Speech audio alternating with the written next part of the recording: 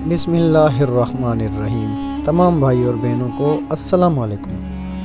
ناظرین گرامی، حضرت ابو ذر غفاری رضی اللہ تعالیٰ عنہ اپنے اسلام لانے کا واقعہ بیان کرتے ہوئے فرماتے ہیں کہ حضور پاک صلی اللہ علیہ وسلم پر وحی آنے سے بھی 3 سال پہلے سے میں اللہ تعالیٰ کے لیے نماز پڑھا کرتا تھا، اور جس طرف اللہ تعالیٰ میرا رخ کر دیتے میں اسی طرف چل پڑتا تھا۔ اسی زمانے میں ہمیں معلوم ہوا کہ مکہ معظمہ میں ایک شخص ظاہر ہوا ہے، اس کا دعویٰ ہے کہ وہ نبی ہیں۔ یہ سن کر میں نے اپنے بھائی انیس سے کہا، تم اس شخص کے پاس جاؤ، اس سے بات چیت کرو اور آ کر مجھے اس بات چیت کے بارے میں بتاؤ۔ چنانچہ انیس نے نبی کریم صلی اللہ علیہ وآلہ وسلم سے ملاقات کی۔ جب وہ واپس آئے تو میں نے ان سے آپ صلی اللہ علیہ وآلہ وسلم کے بارے میں پوچھا۔ انہوں نے بتایا، اللہ کی قسم میں ایک ایسے شخص کے پاس سے آ رہا ہوں جو اچھائیوں کا حکم دیتا ہے اور برائیوں سے روکتا ہے، اور ایک روایت میں ہے کہ میں نے تمہیں اسی شخص کے دین پر پایا ہے۔ اس کا دعویٰ ہے کہ اسے اللہ نے رسول بنا کر بھیجا ہے۔ میں نے اس شخص کو دیکھا ہے کہ وہ نیکی اور بلند اخلاق کی تعلیم دیتا ہے۔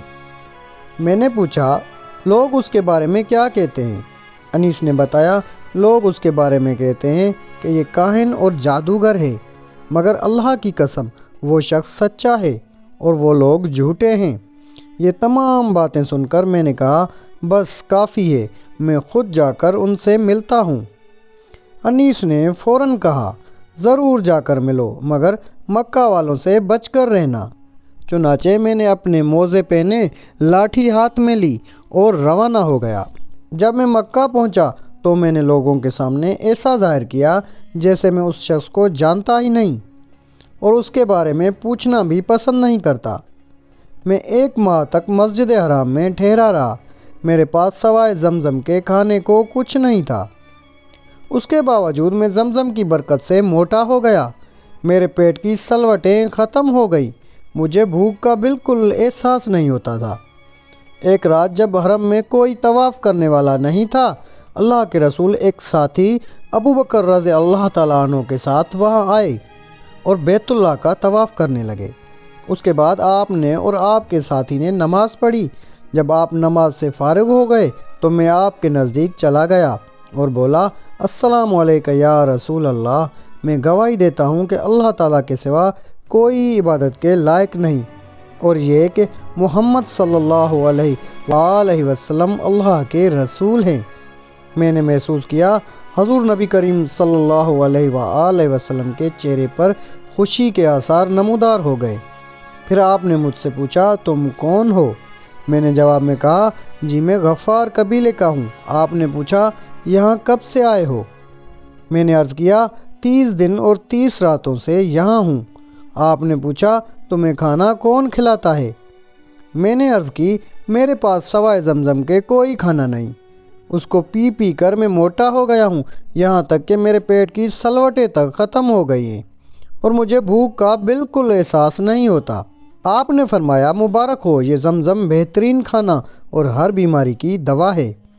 زمزم کے بارے میں احادیث میں آتا ہے، اگر تم آب زمزم کو اس نیت سے پیو کہ اللہ تعالیٰ تمہیں اس کے ذریعے بیماریوں سے شفا عطا فرمائے تو اللہ تعالیٰ شفا عطا فرماتا ہے، اور اگر اس نیت سے پیا جائے کہ اس کے ذریعے پیٹ بھر جائے اور بھوک نہ رہے تو آدمی شکم سیر ہو جاتا ہے، اور اگر اس نیت سے پیا جائے کہ پیاس کا اثر باقی نہ رہے تو پیاس ختم ہو جاتی ہے۔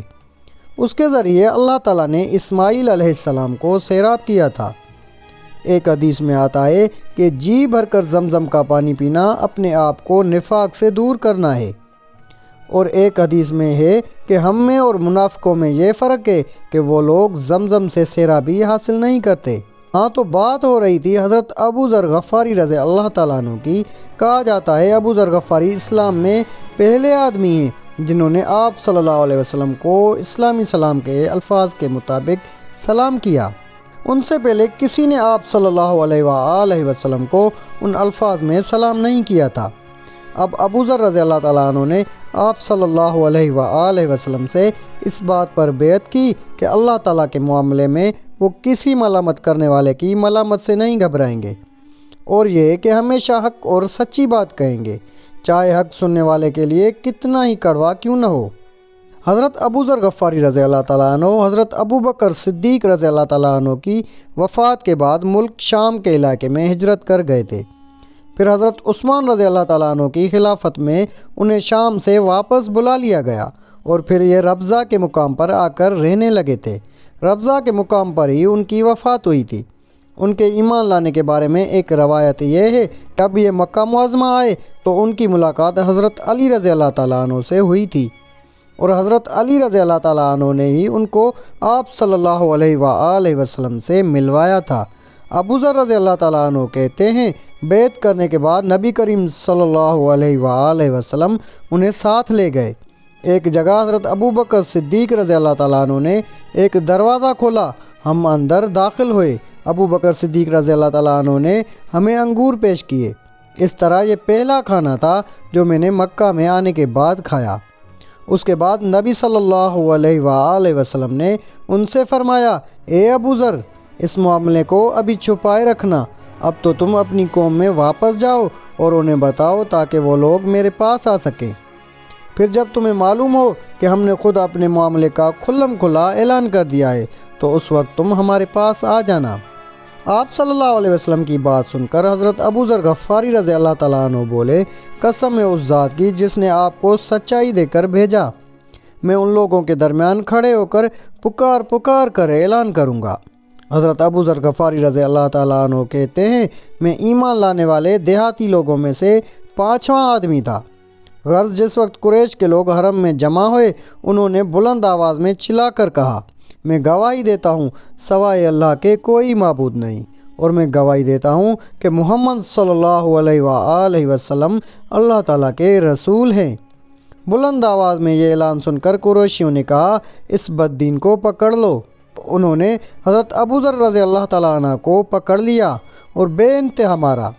ایک روایت میں الفاظ یہ ہیں، وہ لوگ ان پر چڑھ دوڑے، پوری قوت سے انہیں مارنے لگے یہاں تک کہ وہ بے ہوش ہو کر گر پڑے۔ اس وقت حضرت عباس رضی اللہ تعالیٰ عنہ درمیان میں آ گئے، وہ ان پر جھک گئے اور قریشیوں سے کہا، تمہارا برا ہو، کیا تمہیں معلوم نہیں کہ یہ شخص قبیلہ غفار سے ہے؟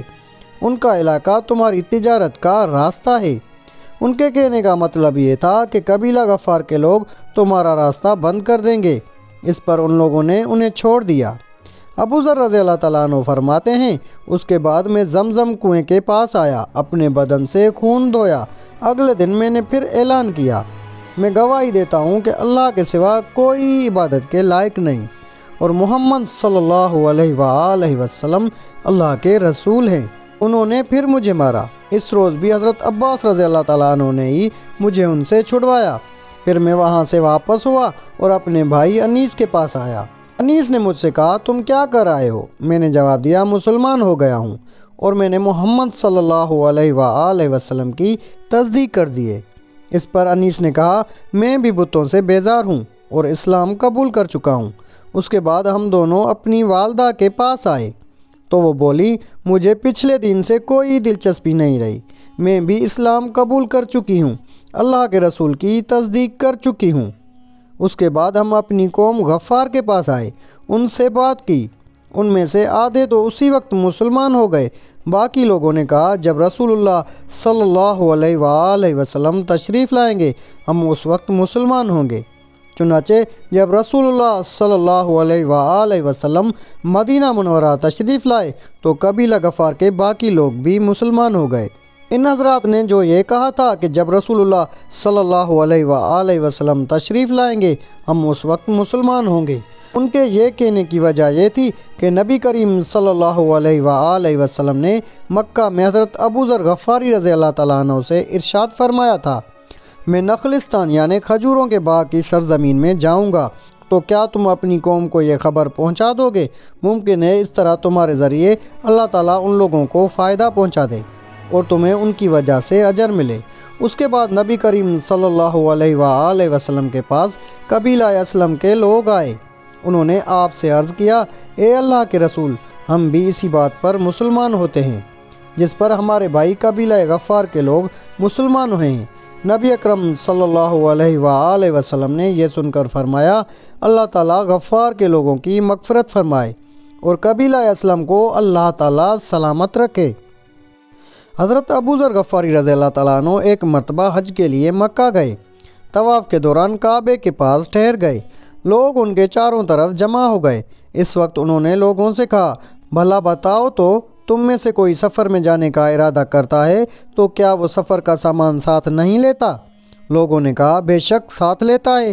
تب آپ نے فرمایا، تو پھر یاد رکھو، قیامت کا سفر دنیا کے ہر سفر سے کہیں زیادہ لمبا ہے، اور جس کا تم یہاں ارادہ کرتے ہو، اسی لیے اپنے ساتھ اس سفر کا وہ سامان لے لو جو تمہیں فائدہ پہنچائے گا۔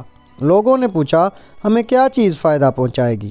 حضرت ابو ذر غفاری رضی اللہ تعالیٰ عنہ بولے، بلند مقصد کے لیے حج کرو، قیامت کے دن کا خیال کر کے ایسے دنوں میں روزے رکھو جو سخت گرمی کے دن ہوں، اور قبر کی وحشت اور اندھیرے کا خیال کرتے ہوئے رات کی تاریکی میں اٹھ کر نمازیں پڑھو۔